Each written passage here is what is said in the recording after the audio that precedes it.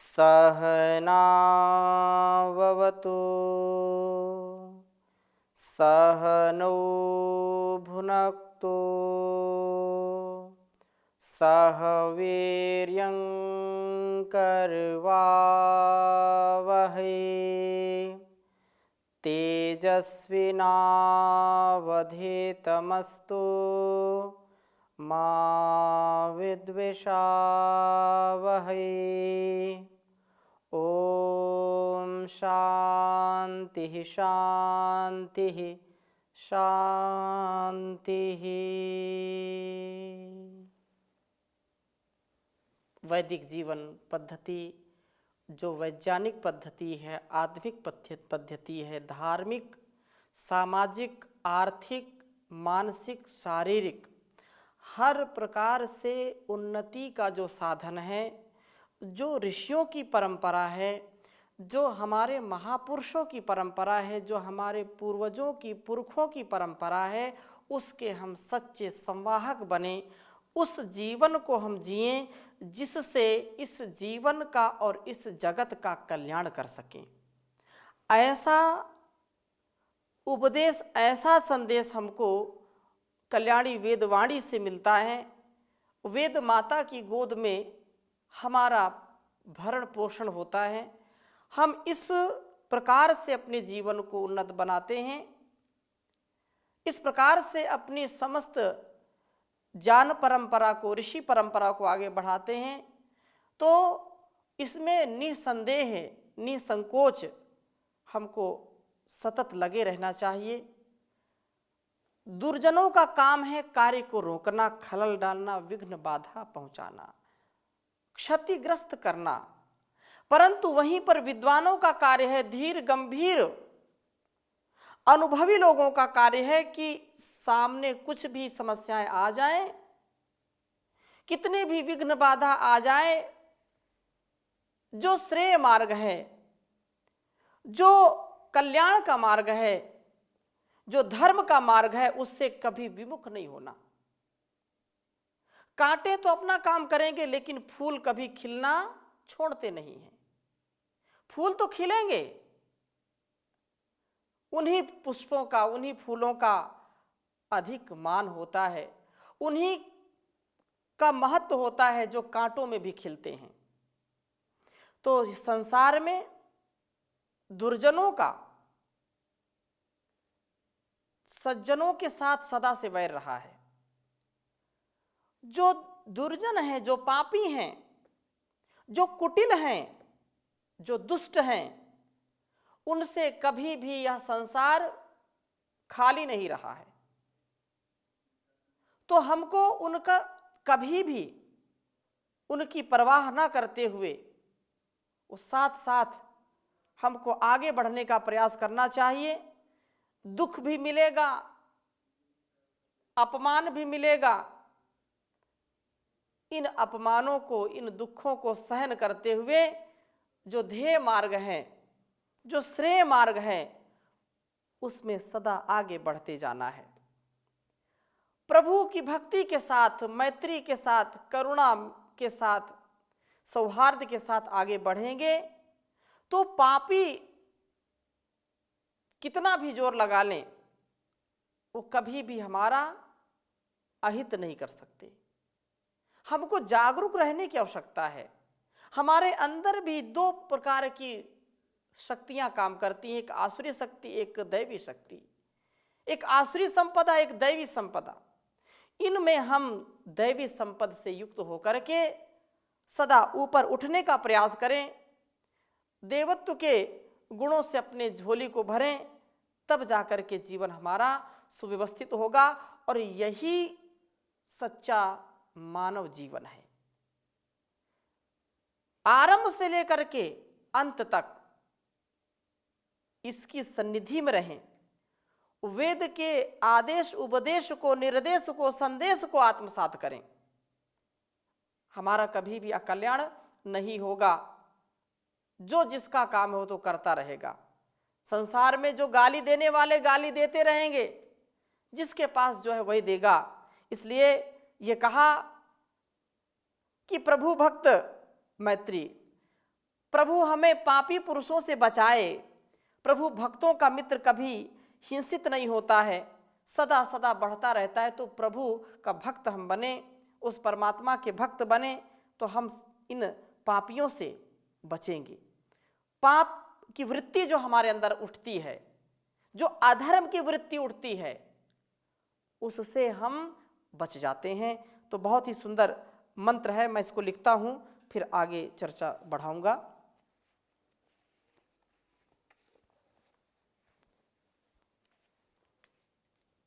ओम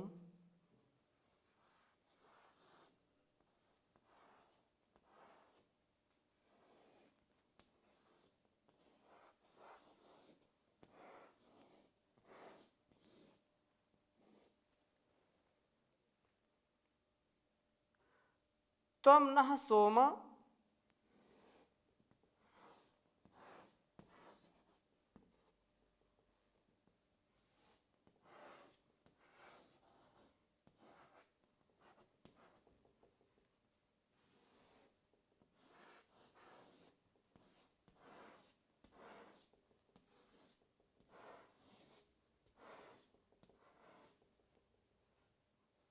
त्वं नः सोम विश्वतो रक्षा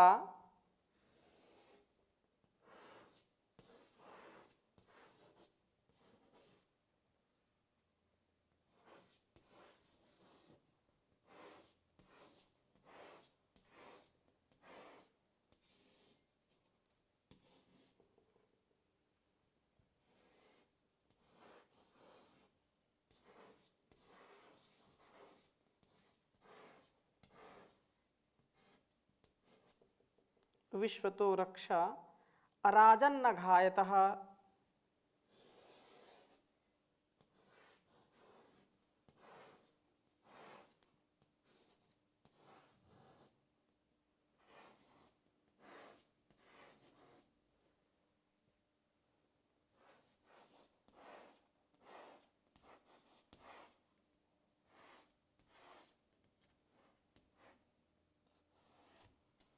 राजन्न घायतः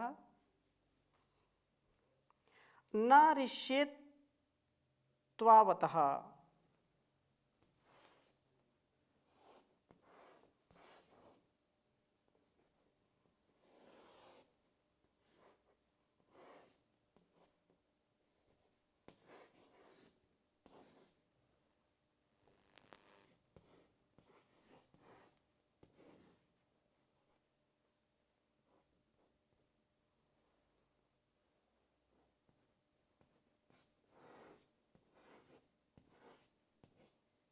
न रिष्येत्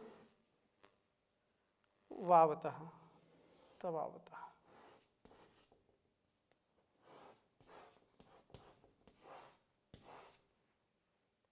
त्वावतः सखा।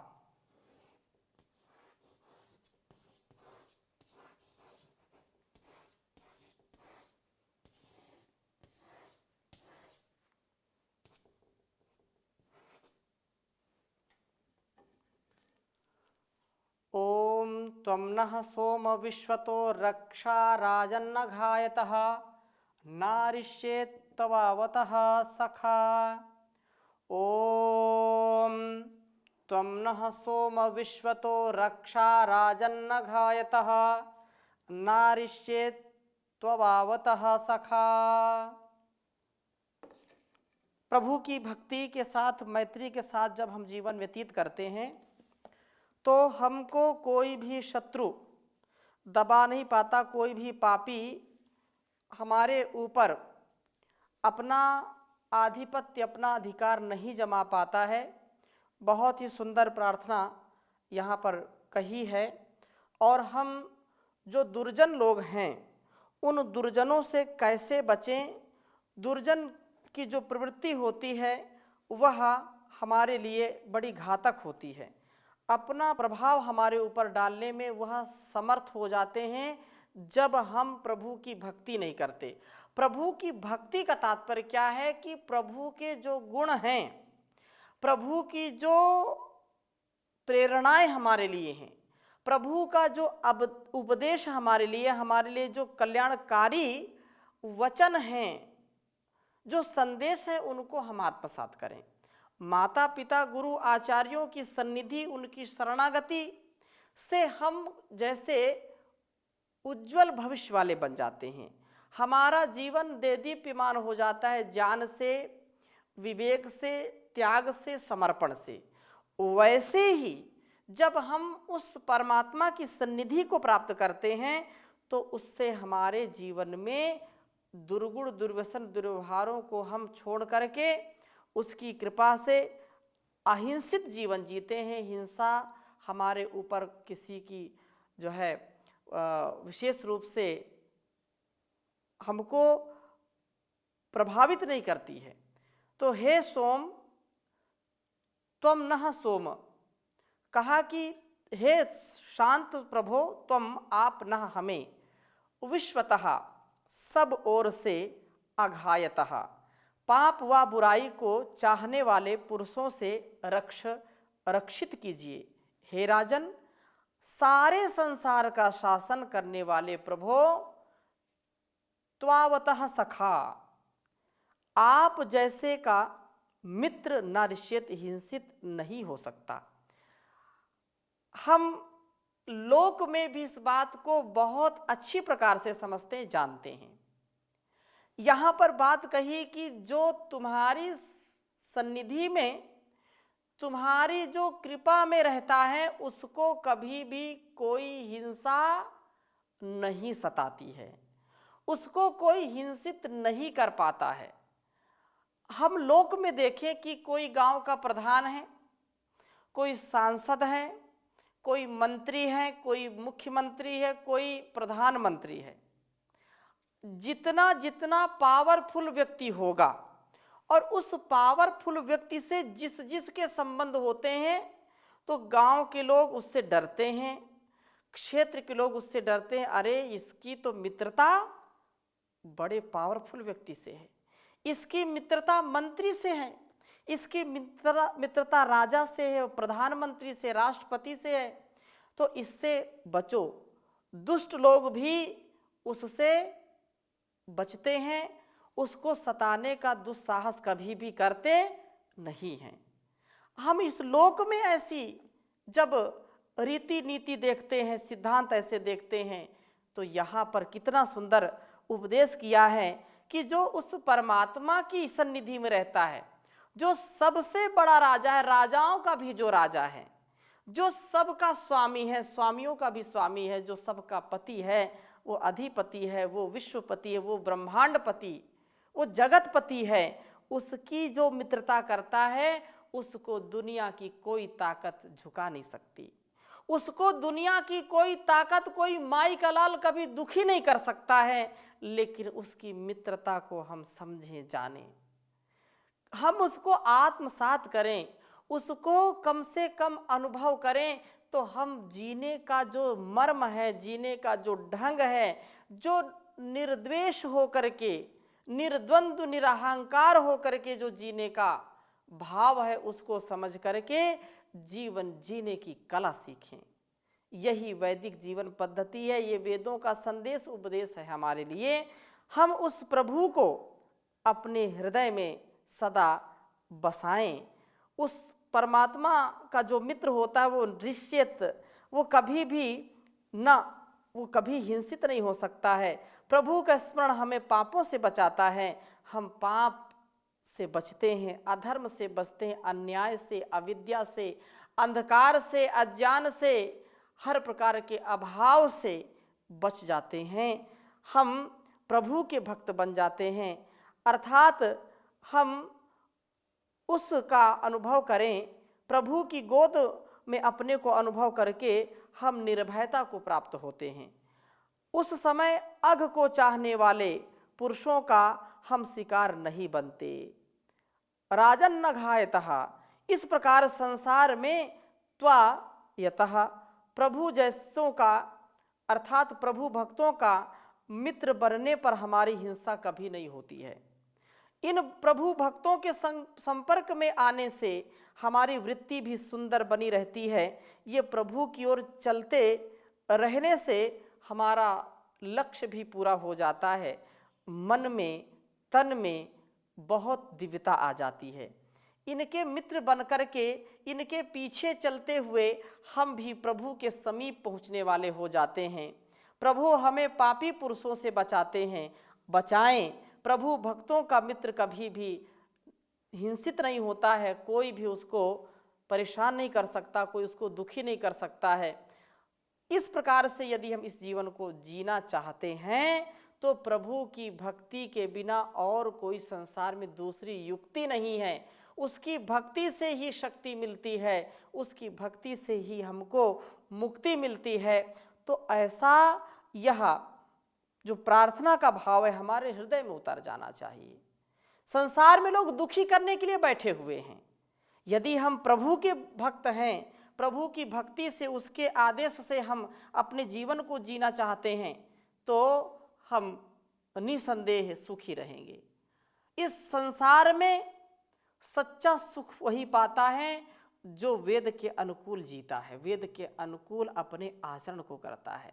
संसार को जो खुश करना चाहता है और परमात्मा के आदेश को नहीं मानना चाहता है, वो कभी खुश नहीं हो सकता, वो हमेशा दुखी रहेगा। और दूसरों के निंदा से, दूसरों की चुगली से, दूसरों की ईर्ष्या, द्वेष, छल कपट से व्यक्ति वो दुखी नहीं होता है। अंदर के पाप भी उसको नहीं नष्ट कर पाते हैं, अपितु वो स्वयं नष्ट हो जाते हैं। इसलिए प्रभु का हम सदा स्तवन करें, उसकी भक्ति करें और प्रभु के भक्तों का हम सदा अनुकरण करें। ऋषिणाम चरितम सत्यम महाजनो येन गता सपंथा। जो ऋषियों का जीवन है, जो ऋषियों की जीवन शैली है, उसको हम आत्मसात करें। त्याग से, तप से अपने जीवन को सुंदरतम बनाने का प्रयास करें तथा जो हमसे ज्ञान में, विज्ञान में बढ़े हुए हैं उनका हम अनुकरण करें, उनकी आज्ञा का पालन करें, उनके अनुभव से अपने जीवन को जीने का प्रयास करें। नए नए एक्सपेरिमेंट करने से, नए नए प्रयोग करने से जीवन समाप्त हो जाता है और फिर क्या होता है, जीवन खत्म हुआ तो जीने का ढंग आया और सम्मा बुझ गई तो फिर महफिल में रंग आया। जैसे जैसे जीवन हमारा घटता जाता है, जीवन के तथ्य सत्य हमारे सामने आते जाते हैं और अंत में क्या होता है कि हमको यह एहसास होता है कि हमने तो जीवन ऐसे ही व्यर्थ में बहा दिया। ये ना हो, हम जब जागें तभी सवेरा। दुनिया की हम कभी भी परवाह ना करें। दुनिया को ईमानदारी से, सच्चाई से, सादगी से, तपस्या से, त्याग से, प्रेम से, करुणा से जीतने का प्रयास करें। यही सच्चा साधक होता है जो ऐसा कार्य करके आगे बढ़ता है। जो छोटी छोटी बातों में दुखी हो जाता है, छोटी छोटी बातों में दूसरों को दुखी करता है, वो कभी सच्चा साधक नहीं बन सकता है। और ऐसे व्यक्ति के मन में कभी न कभी संशय उत्पन्न होता है, पाप की प्रवृत्ति जागृत होती है और व्यक्ति पाप कर बैठता है। हम दूसरों के द्वारा किए गए कर्मों का विश्लेषण करें, यह इतना मान्य नहीं रखता, इतना यह अनिवार्य नहीं है, परंतु अपने द्वारा किए हुए कर्मों का विश्लेषण हर क्षण हर पल करना चाहिए कि क्या मैं वेदों के अनुकूल जीवन को जी पा रहा हूं, जो ऋषि महर्षियों का जीवन है, जो महापुरुषों का जीवन है, क्या उसके अनुसार अपने जीवन को कर पा रहा हूं। यदि नहीं कर पा रहा हूं तो करने का प्रयास करना चाहिए। उस पथ के हम पथिक बने जहां पर भटकाव ना हो, जहां पर कोई परमात्मा से अलगाव ना हो, टकराव ना हो।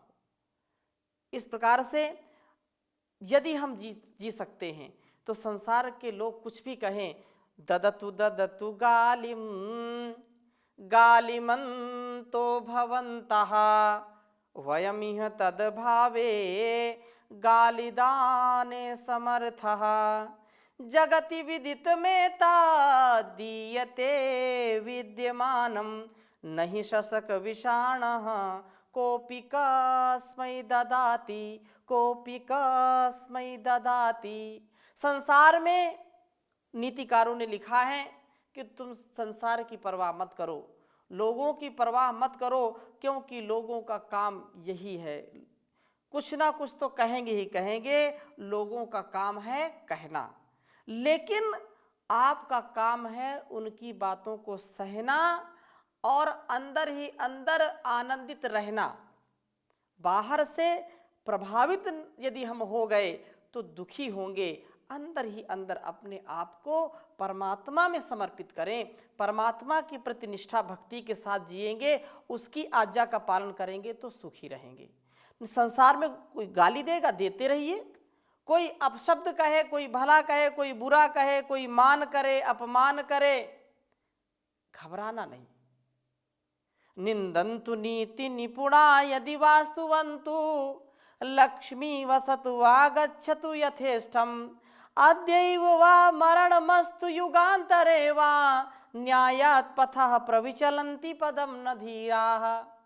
कहा कि निंदन्तु नीति निपुणा, जो नीति में निपुण बुद्धिमान है, बहुत धीर गंभीर है, यदि वो भी तुम्हारी बुराई करें और तुम सही पथ पर हो, वेद के मार्ग पर हो, तो उनकी बुराई से तुम घबराना नहीं, निंदा करने दो।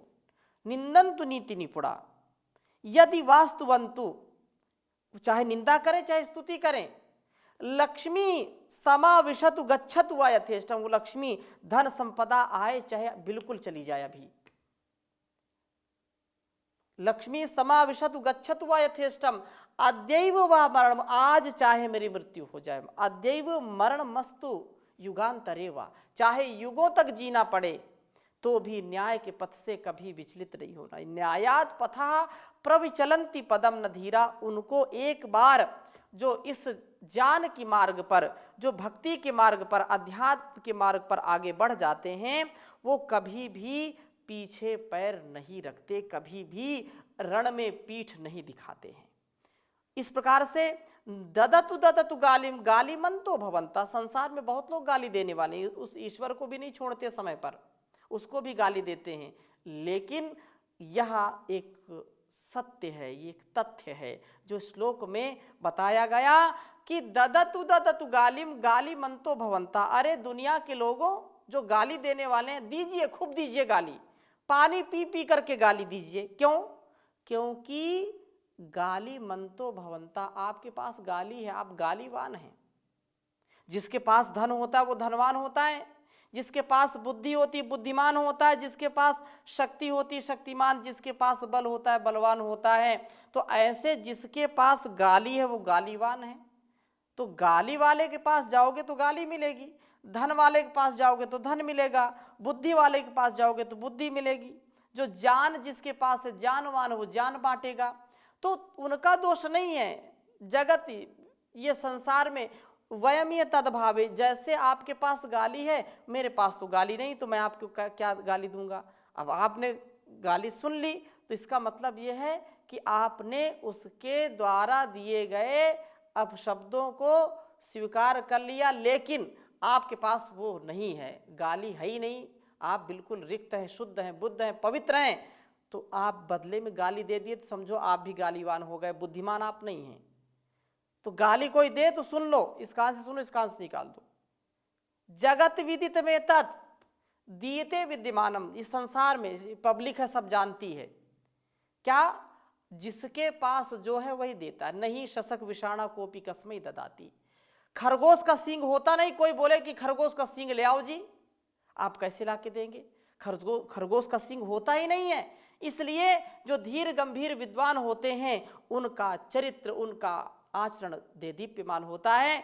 वो प्रभु के भक्त होते हैं, प्रभु की शक्ति से वे मुक्ति को प्राप्त होते हैं, उन पर कोई किसी प्रकार से आँच नहीं आती है और वो कभी हिंसित नहीं होते दूसरों से।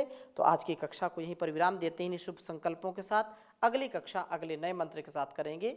ओम शांति शांति शांति।